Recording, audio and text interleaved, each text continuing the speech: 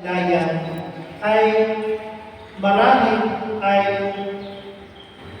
pinaka sa lahat ng pinaka. Ito ay ang panalangin. Tayo po ay nagkakasama-sama ngayon para sa pinakamataas na uri ng panalangin. And despite na hindi perfecto si Nanay Enrica, nandiyan kayo na nananalangin para sa kanya. And with that prayers, we storm heaven to open its gates para i-welcome si Nanay Enrica.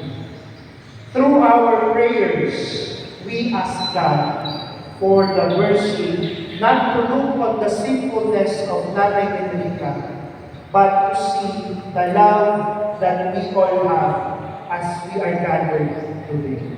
Ang kamatayan ay magdadala sa atin sa panalangin na kung saan ay hinihingi natin ng grasya at awa sa Diyos para kay Nanay Enrica. And once she was able to make it into heaven, we gain for ourselves an angel. At huling bagay na ibinibigay sa atin ng kamatayan ay ang pag-asa or hope.